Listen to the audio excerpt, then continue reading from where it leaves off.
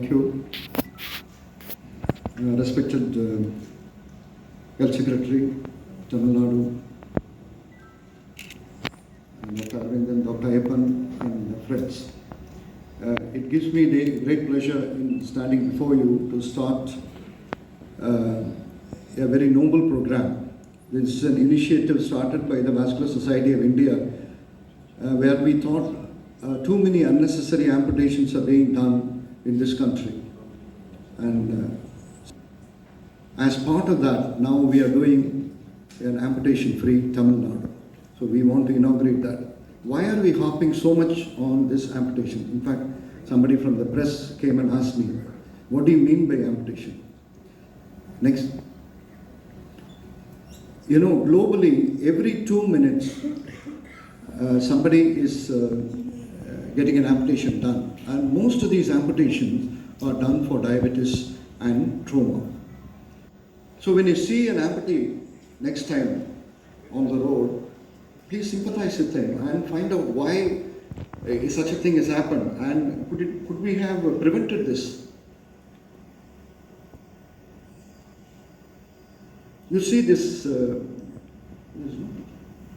lady, just a young female who has lost both her legs. She came with acute ischemia, that is sudden stoppage of blood flow to her legs, and it was not attended to properly, and she ended up losing both her legs.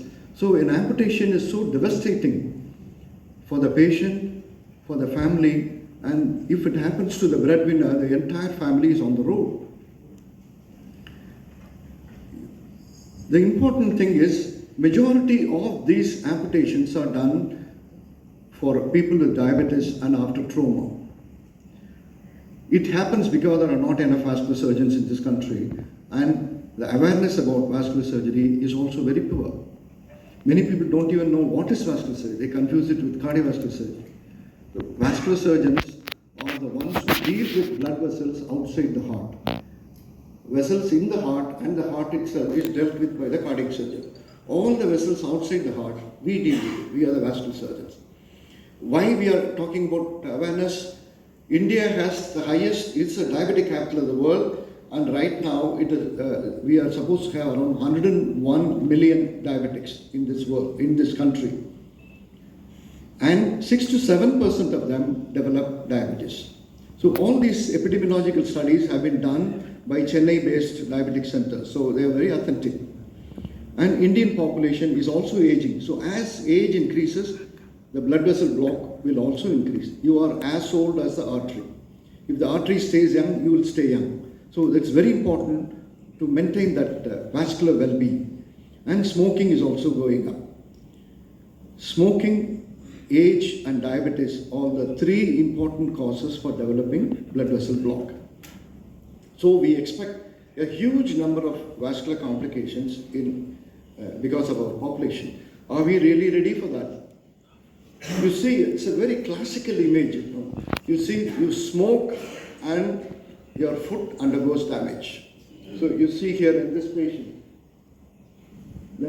all the toes have turned black, and you can see the agony in that patient's face. The tissues are dying because of lack of oxygen, and he's screaming with pain. And when the blood vessel to the leg gets blocked, you develop gangrene. When the blood vessel to the brain gets blocked, you develop stroke. When the blood vessel to the heart gets blocked, you develop heart attack. It's kind of the same disease, only the region is different. And there are around 300 to 350 vascular surgeons, fully trained vascular surgeons in this country. And there are another 200 cardiac surgeons and general surgeons with some exposure to vascular surgery. They also do. So you can imagine for a country of our size and population, we hardly have enough vascular surgeons. But fortunately, Tamil Nadu has the maximum number of vascular surgeons because, like Dr. Ayappan mentioned, we are the Mecca of medicine. And we only started the first department of vascular surgery in this country. And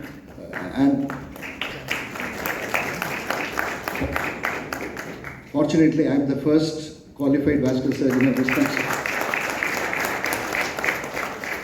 So, majority of the vascular training, if you see, centers, very few. You see places like North and East, hardly anybody.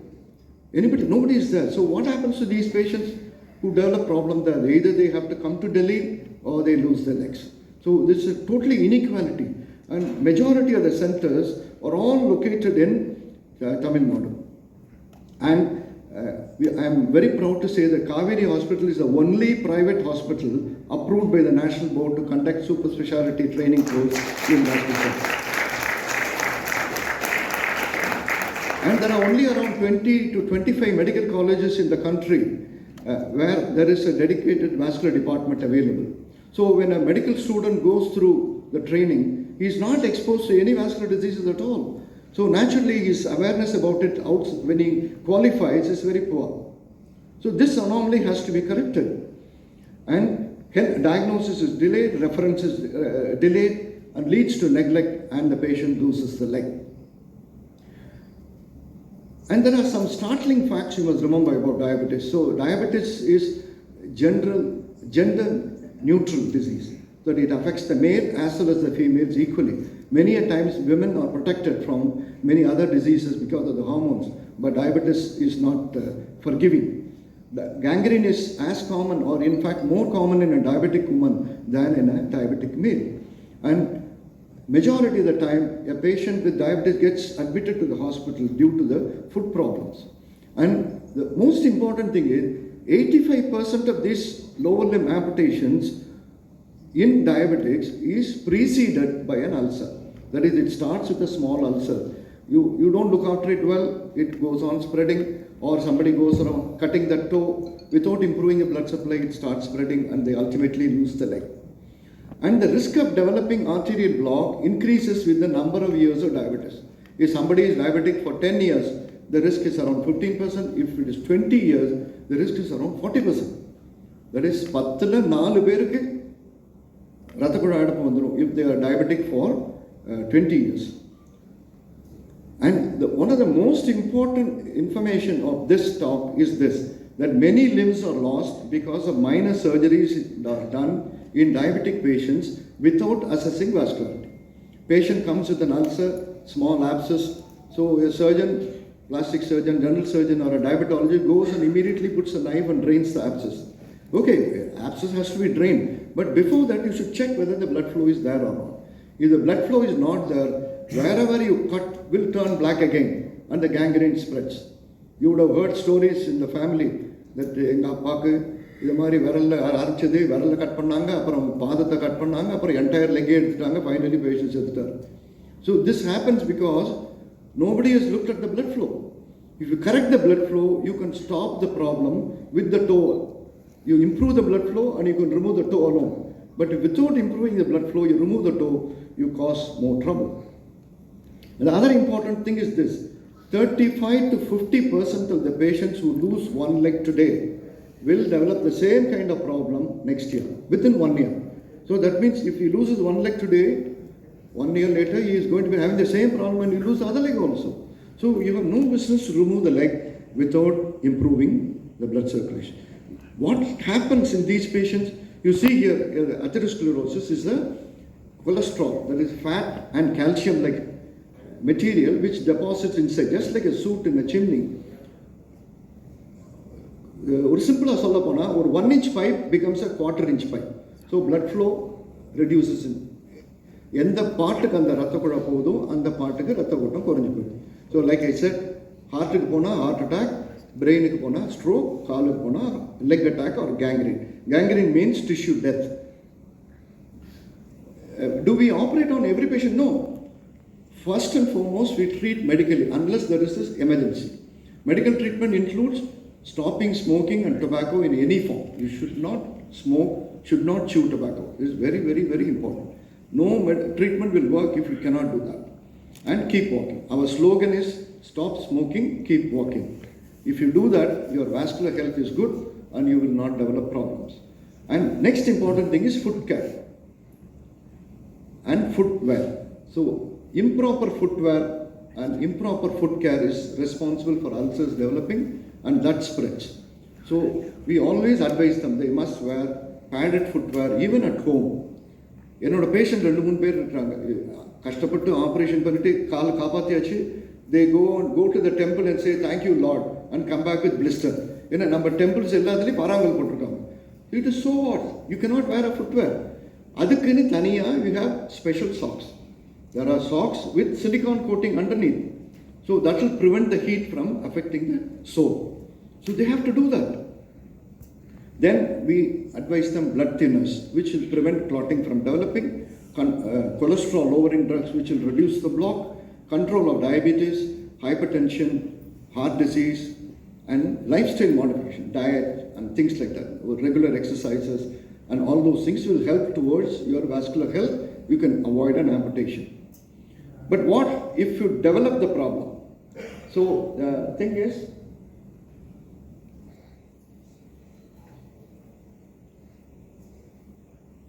it's not good. Yeah, the other one is the first one. Yeah, you see here, when the artery gets blocked and that portion, see the toe becomes black. You have no business to remove the toe without improving the arterial, the block. So what we do is,